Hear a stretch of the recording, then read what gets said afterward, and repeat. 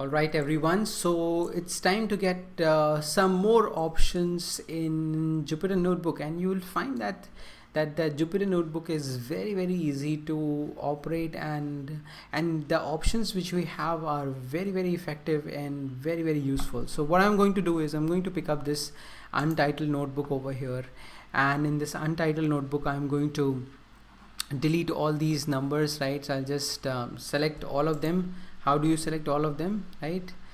Something like this. And before I delete everything, I want to show you a couple of things. For example, I can see a blue bar on the left hand side of it, okay?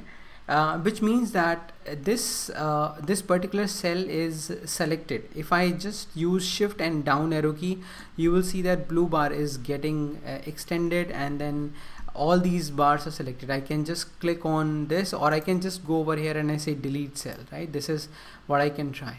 However, if I want to change something, suppose C is equals to 667, and I want to change it, you will see that as soon as I click on the cell itself, it becomes green in color, right? Which means that you are in editable mode, right? I can just change this number to anything.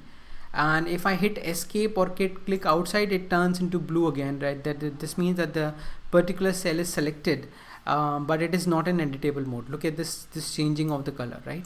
So it's a very small thing, but it's very useful at times. So I'm going to select all of them together, right? I'm going to select all of them together. Suppose I'll say cross. I'll just close everything from here, and I'm going to show you some very important thing, right? Suppose I'll say a very simple example: x is equals to 100 and y is equals to 200. Okay, execute this, and I say z is equals to x plus y. I'm going to get an error over here, right? I'm going to get an error, right?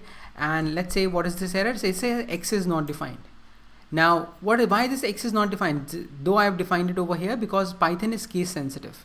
Okay, so if you define, so like capital X at the top, and then you're expecting that small x will be having the similar value, it will not, right? It will have a different value altogether. So if I say small x is 100, if I execute this code once again, and I'll say z is equals to x plus y, I'll execute again, and then Python gives me no error. So first thing first, Python is case sensitive, right? So I'll just write it over here. Python is case sensitive.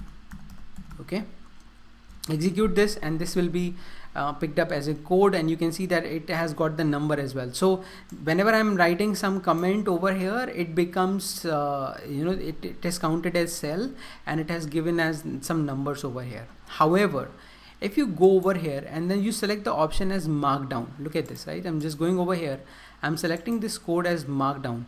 Immediately I want you to focus on this square brackets. Okay, these square brackets are gone. Okay, and now I can say, hi, this is a generic text. Okay, if I execute this, you see that this generic text is not the part of code.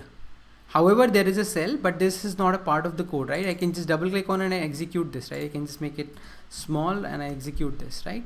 This is my generic text because I have converted this. Now if I select this cell over here, you'll see that it has been selected as markdown. Okay, so you can like select the generic text over here as well. So suppose I go to news.google.co.in, and I wanted to write some logic. I'll go to technology news, and after going to technology, I will be selecting some text, right? So suppose this is saying Google Nest Hub warns users about the air pollution, right? And what I do is I open up this text, right? This text over here, and I say this is my text, which I wanted to keep that in my book. I can say generic text, and I can say space, and I just put in this text over here, and you can see that this text is being picked up right over here. So when I say notebook, it literally works as a notebook, and it can keep all the text over here. So sometimes you will find in my notebooks also there is some help which is being given in the notebooks, right? Most of the time. Now suppose over here I'll just go to some images. I'm just copying this to show you, right? Pick up any image. Suppose this is my image. I'll just copy this image, and I go over here and I select this cell as markdown, and in this markdown, if I just paste this image and execute this image will appear over here as well, right? Which means that I can select so this image is from this website. You can see black, I guess it's called news18.com, and I'm just using this as a reference point over here, right? So what Google is saying about certain things, so I can literally use it as a notebook, and even if you close this down and recreate this, you will find the image will be appearing over here as well. So this is basically a markdown options. What are more options we have, right? So I'll just simply say hash. I'll just first of all I'll select this markdown, right? I'll say one hash and I'll say this is first heading. Okay, I'll select 2 square and I'll say this is second heading, right? I'll say three hashes, this is third heading. Okay, and I'll say 4 hashes space, this is fourth heading, right? And you can see the size of the heading is being reduced, right? And I say this is free text. Okay, if I execute this, you will get to see the different kind of headings over here. So you can design literally the notebooks, right, which is in more presentable formats. And now you know why people create PDFs out of the Jupyter notebook. So you can see this over here as well. All right, so what you've got over here is some understanding of how Jupyter notebook works. What are the different options which you get to see, right? What this kernel, if your Jupyter is stuck, you can interrupt the kernel, restart the kernel, clear the output, restart and run all the output, shut down the kernel, reconnect and change the kernel as well, in case you have multiple version of Python.